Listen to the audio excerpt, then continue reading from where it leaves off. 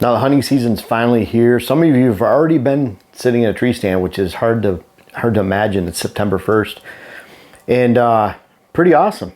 I mean, it's what a lot of you are here for. You're into hunting. And it's why I started the channel, wrote books, web classes, everything else, because I love to hunt deer. And I did it for a long time before even beginning a business. And so when it comes into September, to me, there is a different set of strategies for September versus October, November, and December.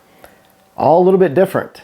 And there's one common theme that we'll address here at number 4. But to me, there's a lot of people going out into the woods right now or soon, and they're really missing opportunities because they're not taking advantage of opportunities. And what I mean by that is they're not recognizing more high-value sit times that will lead them to success at a very high percentage of the time.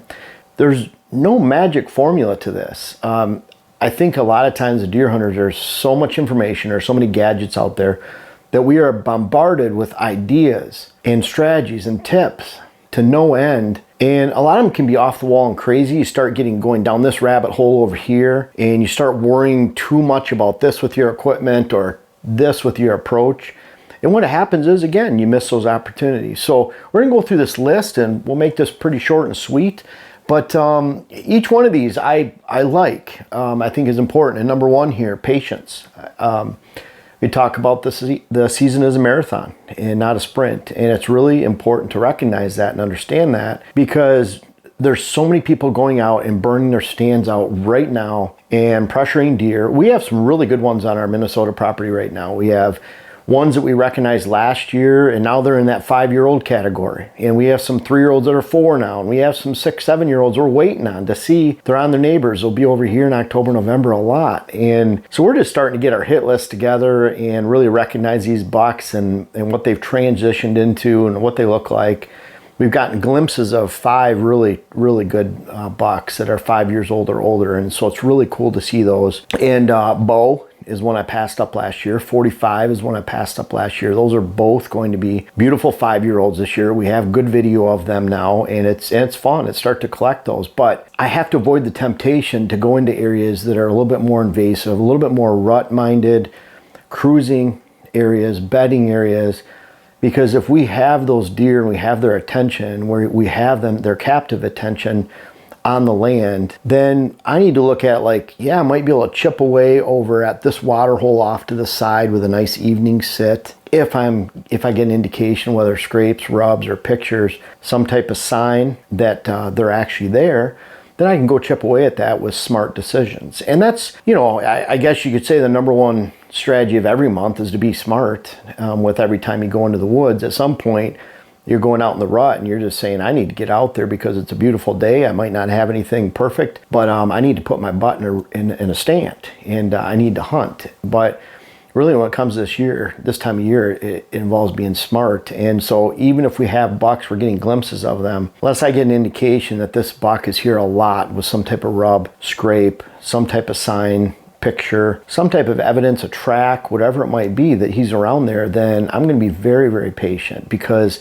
I will plan on looking those bucks. Bow, 45, I got good glimpses of them last year in person multiple times, especially multiple with 45. I saw bow in person once, close enough to shoot with a bow. And so I look at I'm going to get my chances with those bucks later, and I don't need to wreck it now, because that's what happens a lot in September. People aren't patient. They don't exercise patience. And so what they do, what you do in the middle to the end of September, even early October, can drastically affect later in the year, because I don't see it as a one-time occurrence. Usually if you're being invasive on October 1st or September 15th, whatever your opener is, September 24th, you're probably going to carry that same set of strategies and practices all the way through the season. So it really doesn't typically get better, because you're not just going all in for broke on opening day, and then most people aren't giving their land a rest for 5 weeks or 4 weeks for that time of forgiveness that they need to. So privately, and very important for patients. Public,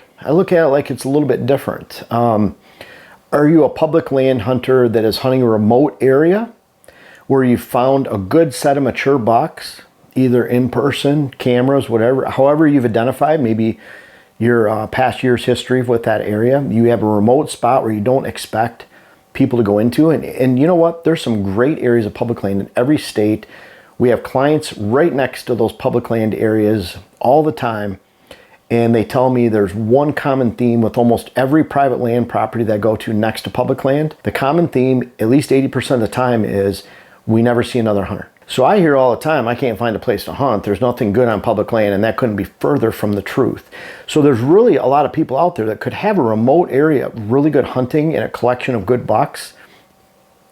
In that case, it pays to do everything we're talking about here. Exercise patience. Really use the skills and tactics that you need to use throughout the entire season so that you can actually experience that marathon and not a sprint, where you find success at a pretty high guaranteed rate by being patient, not going and blowing it. And that can take place on public land too. Now, there's a lot of public land hunters that are hunting bucks in transition, meaning that they're in here in early season patterns and they're there until they're bumped out, or until a neighbor's crops get picked on ag land, whatever it might be. Maybe the neighbors apply hunting pressure, but you need to get in there early. And so patience isn't necessarily in order when it comes to that type of hunting. You need to get in there and get a chance at that buck, a quality chance at that buck. Make sure you're still watching the wind, you're paying attention to how you get in and out and where he might be in the morning or afternoon or evening when you're getting in and out, so that maybe you can apply several sits before he's spooked out of the area. But bottom line, you need to get in there right away. And that's a little bit different story.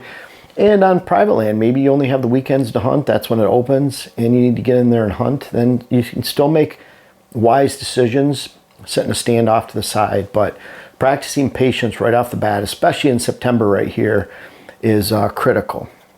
Number two, food. Food. It's critical. Food dictates movement the entire season. Of course, when it comes to the rut, bucks will gravitate towards high quality food sources that are unpressured. But you can go out and they're not necessarily moving to food. They can be just moving around in their bedding areas. They're moving between bedding areas, so it's a little bit different. But now, those afternoon, evening sits for deer that are in a certain bedding area, I could really care less what knoll they're bedding on or exact spot. That doesn't mean anything. I don't spend a lot of time scouting in that. I just know they're bedding in that 20 acres and they're feeding over here every night and they're passing through this funnel. That's all you need to know. You need to know the funnel. You need to know that they're feeding there and they're bedding in that 20-acre area. That's all you need to know. You can care less where they're actually bedding in there. It doesn't help you at all because you're not going to go in the center of that 20 acres. At least you shouldn't, especially on private land where you're trying to manage, or public where you're trying to manage a hunt for the long term. You're waiting for him to come out predictably towards his afternoon food source and hunting him. Great tactic. But I'm not sure it's the number one tactic, because unless you make smart decisions, again, even if you know that route, when do you go in there?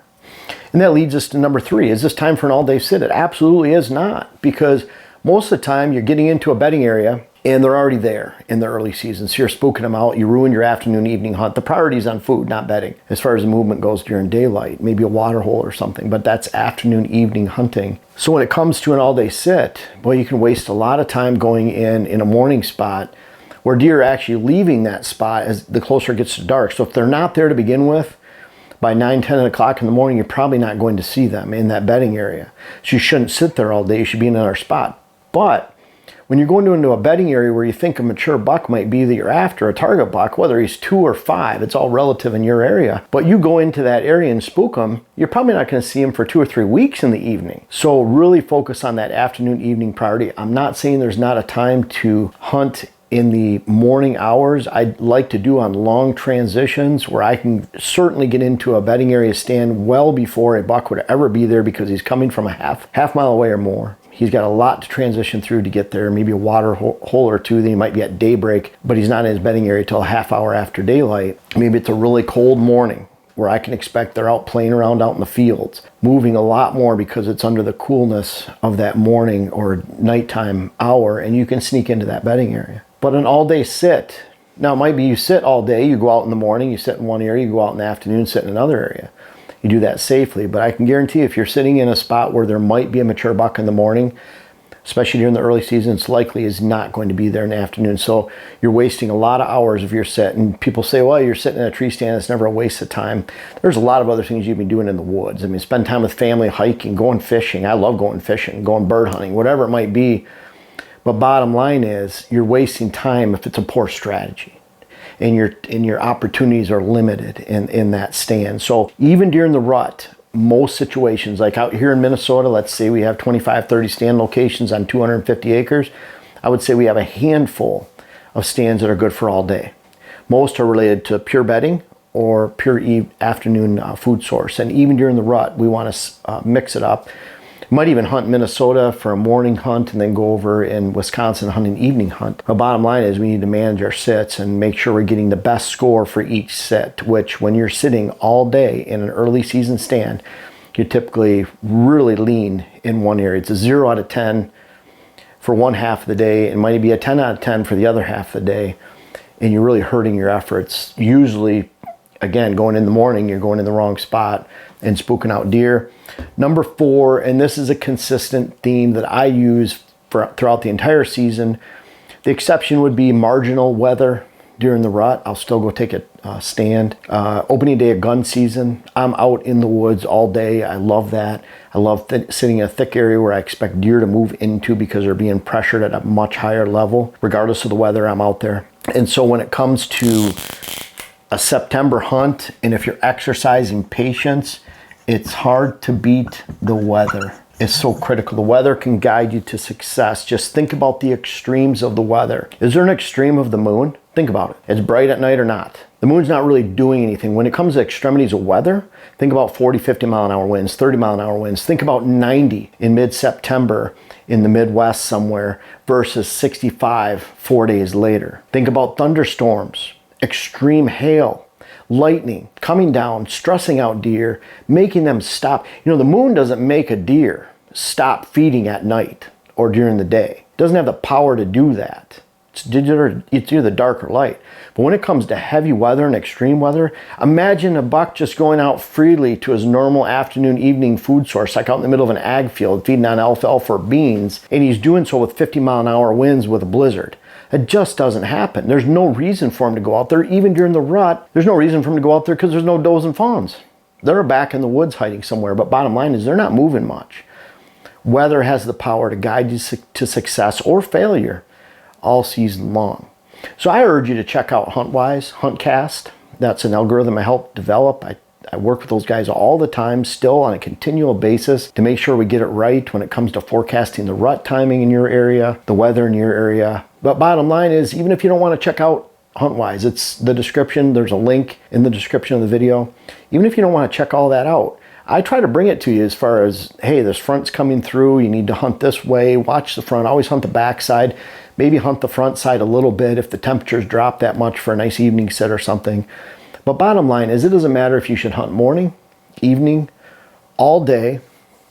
If you're hunting food, bedding areas, public or private land, weather is something that can guide you to success. So if it comes between weather and patience, there's so many times that even if you're a weekend hunter, you get to hunt Friday night, Saturday, and Sunday. Friday and Saturday are warm. Front goes through Saturday afternoon. You have a great cold morning on Sunday and cold evening. Then I would save my best stands if my opening day was on Saturday, for example. I'd save my worst stand or something off to the side in observation for Saturday, and I'd hunt my better stand on Sunday. So even if you're a weekend hunter and that's all you have, you can still slant your days towards the best weather, and that'll guide you to success.